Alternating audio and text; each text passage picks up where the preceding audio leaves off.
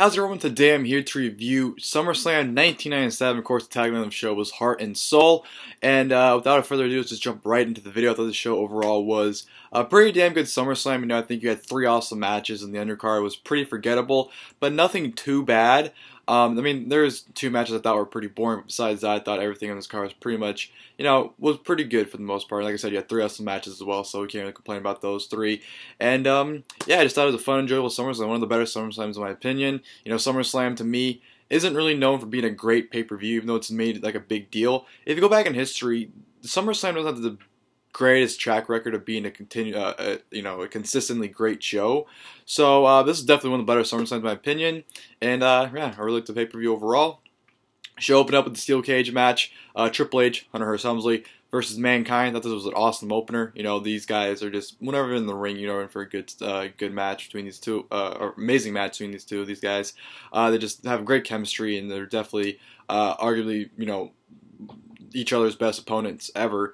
Just a great brawl here. I think they're in your house Canadian Stampede match was more of a brawl in this match, but they definitely beat the hell out of each other. You know, utilizing the cage greatly in this match, because back then they actually utilized the cage rather than just having it surrounding the ring for no reason like you get nowadays. You know, some great stuff from Triple H and Mankind. Mankind took early control of the match, but then Triple H was able to reverse the momentum due to Chyna helping him. Chyna played a pretty good factor in this match, even though she fucked up towards the end. She helped Triple H a handful of times. You know, Triple H was able to, you know, Mankind trying to climb up the ring, but Chyna was able to low blow Mankind through the cage, which led to Triple H getting the upper hand onto him. Triple H had the chance to escape the cage, but decided against it because they wanted to inflict more punishment onto Mankind. And yeah, just a really good brawl in this. You know, they utilized the cage really greatly. I thought they fucked up towards the end, or at least Chyna did, because at the end, Chyna introduced the steel chair.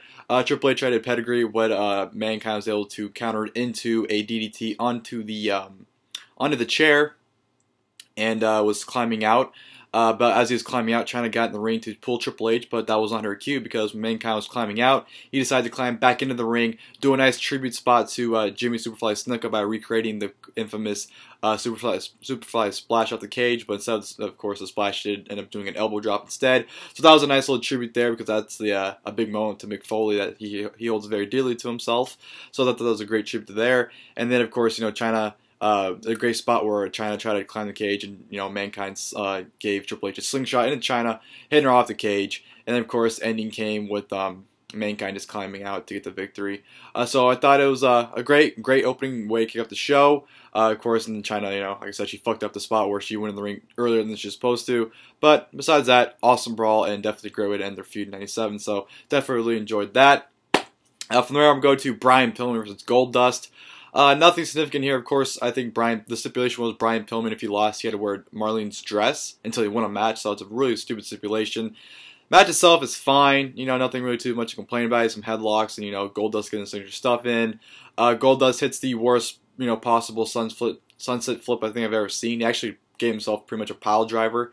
He landed straight on top of his head and rolled through, and you know, Brian Pillman was holding on the ropes, but Marlene ended up hitting Brian Pillman with the mannequin's head. Brian Pillman falls back, Goldust pins him, so therefore Brian Pillman has to wear a dress until he wins a match going forward. So it was an alright match, just nothing really too significant to talk about it.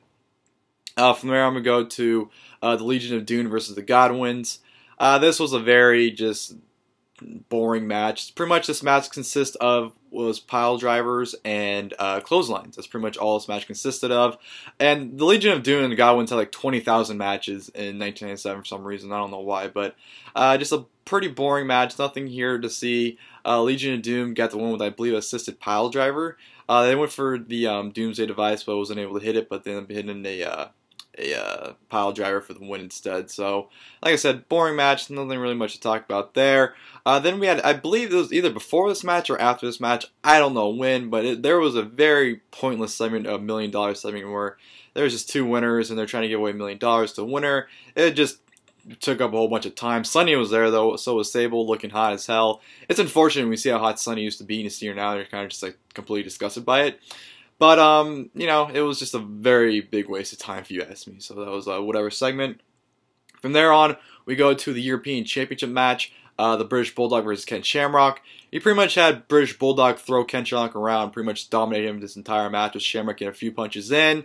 But, you know, this match set up, you know, pretty much Shamrock's pretty much reign of terror. Not really much reign of terror, but the kind of psychopathic, unstoppable Shamrock that I personally love. I've always been a big fan of Ken Shamrock, and I think this is the beginning of where he pretty much snapped and just started fucking shit up going forward, because ending came with the, you know, British Bulldog throwing dog food in Ken Shamrock's face. I believe the stipulation was if Ken Shamrock or British Bulldog lost. I forgot the stipulation is, I forgot who was supposed to lose, but whoever lost between the two of them had to eat a can of dog food after. And I forgot who the stipulation favored for, but British Bulldog slaps Ken Shamrock with the dog food. Shamrock takes the can, smashes in the head of British Bulldog, causing a disqualification, and then Shamrock locked into chokehold for a good couple minutes, it seemed like. Look, he had the chokehold for a while. Referees trying to pull him apart, were just unable to do it, and Ken Shamrock just went ape shit after the match, which is what I loved about Ken Shamrock. Ken Shamrock seemed like a legit lunatic that no one could stop when he went on a rampage, so it's definitely one of the things I loved by Ken Shamrock back in the day. So it was a short match, only about 6-7 minutes long, of just Bulldog throwing Ken Shamrock around, but definitely led up to bigger things for Ken Shamrock in terms of how his career went with his character. So it accomplished what he needed to accomplish, in my opinion. And then from there, I'm going to go to an 8-man tag team match of Los Boricuas versus the DOA, which was just, it was fine. Just everyone fighting each other, really. That's all it was. You know, this, of course, part of the horror faction warfare that was going on in '97, where you just had almost everyone was in a faction back then for some reason. But it was a fine match. You know, nothing really too much, but nothing that exciting. Just, you know, every man beating the hell of each other. Nation of Domination came down with the Shield entrance, coming down the aisleway during the match, which would lead up to the end of the match because Nation of Domination ended up costing DOA the match. Los Boricuas took the victory. And just all three factions brawl to pretty much close out the match and whatnot. So I mean, it was a fine match, but just nothing that it wasn't that fun of a match. So, but it accomplished what it needed to accomplish, I think. So it was what it was. And then go on to the Intercontinental Championship match: Owen Hart versus Stone Cold Steve Austin. Of course, this was the infamous ending match, or the infamous ending with Austin breaking his neck. Spoiler alert. But this match overall it's an awesome match. You know, the match was going great. You know, Owen Hart was working on the leg of Stone Cold, and Stone Cold was working on the arm of Owen Hart. Just both these guys messed well and put on an awesome match. Of course, this is probably the last match where Austin was really a technical style wrestler because, of course, of the broken neck, which led to him being more of a brawler instead of a technical wrestler. But this is really good stuff from both men. You know, Owen Hart always played a great heel, and Stone Cold was just such a badass in '97. These guys meshed well to a really good technical wrestling match. Owen Hart's going to send stuff in. Just everything meshed so well between them that they just gelled and definitely flowed very well between both men and put in, like I said, a really good Intercontinental title match, of course. And the ending came where, you know, Owen Hart gave him the spike pile driver, and you know, Austin obviously was hurt. Owen didn't know at the time, so Owen Hart, you definitely tell something was wrong. You know, Owen Hart was just trying to stall time, just walking around the ring, you know, yelling, like trying to Canada chant, and just, you know, talking about how Austin's going to kiss his ass. Because the stipulation was if Austin didn't win the Intercontinental title, he would kiss Owen Hart's ass. So Owen Hart was just trying to buy time where Austin was just trying to recuperate.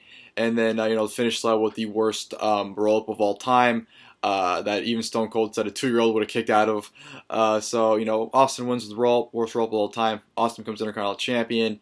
And just it's such a shame because it's such an awesome match, but it's like it's toned down, or it's not really looked upon. The match itself is not looked upon because of the injury, of course, Austin suffered at the end, breaking his neck. So that's a shame. But yeah, it's a really awesome match though. Both, like I said, both Owen Hart and Stone Cold had worked really well together. And this is the last time you'd see Stone Cold really be a technical wrestler because, like I said, going forward, he turned to the brawler. So, yeah, awesome wrestling match there. And then, of course, go to the main event, which was the WWF Championship Match, The Undertaker versus Bret the Hitman Hart, with special guest referee Shawn Michaels, who Shawn Michaels is and will forever be the greatest special guest referee of all time. He's just absolutely awesome in that role. But the match itself is awesome. I think the psychology and the chemistry of Bret Hart and Undertaker worked wonderfully. You know, Bret Hart worked on the leg of the Undertaker throughout the entire match. You know, locking in different submissions. You know, of course, doing his infamous grabbing the leg and just throwing it down. Put the figure 4 on a few times. Even put the figure 4 onto the post. Of course, they bring the legs through, put the figure 4 on, slap it on. Shawn Michaels did a great role of special guest referee, like I said. And just, Undertaker was great, his signature stuff on Bret Hart. Of course, during the match, Paul Bearer came out, and Undertaker, of course, took out Paul Bearer. And then, of course, eventually down Owen Hart and the Bulldog, Owen Hart and Brian Pillman, would come out towards the end. Not towards the end, towards the middle-ish, ends-ish, towards there. Just come out and, spectate and watch. Shawn Michaels ended up ejecting them. While he was ejecting them, Undertaker was pinning Bret Hart from a choke slam, which pissed Undertaker off because Shawn wasn't there to count the 3.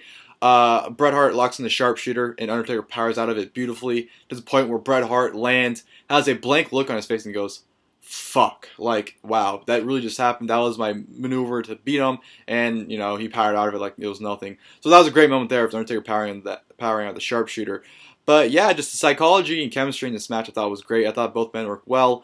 It was a nice style-paced match. It was about 30 minutes too, so it was a long main event, but I think they definitely made it work in those 30 minutes. Phenomenal finish too with Bret Hart, introducing the steel chair, trying to use it on the Undertaker. But, of course, Shawn takes the chair away from Bret Hart. Bret Hart spits in the face of Shawn Michaels, which irates him, swings a chair, ends up nailing Undertaker to a vicious fucking chair shot. Bret Hart pins the Undertaker 1, 2, 3, and Bret Hart mocking, after he pins him, stands up and, does the infamous pose of Bret Hart right after being crowned the new WWF champion. So, that was a beautiful finish because it set up the feud, of course, with Shawn Michaels and Undertaker, as well as Shawn Michaels and Bret Hart. For the next couple months. So it's a beautiful finish to an awesome match there. So, and it's arguably their best match of all time between Bret Hart and Undertaker as well. So I really enjoyed that match as well. The event itself, like I said, SummerSlam 97 is a damn good SummerSlam. You had 3 awesome matches as well as a pretty solid undercard for the most part. 2 matches. I think the 2 tag matches weren't that great. I mean, they're fine, but they're just boring matches in my opinion. But everything else is pretty much fine. It's a very entertaining SummerSlam, at least to me. I had fun. Hope you guys enjoyed the video. If you guys did, please leave a like below. If you guys have seen this SummerSlam, please feel free to comment your thoughts about the pay-per-view itself in the comments below, or just this video in general if you guys like. And as always, until next time, I'll see you guys later. Thank you guys for watching the video.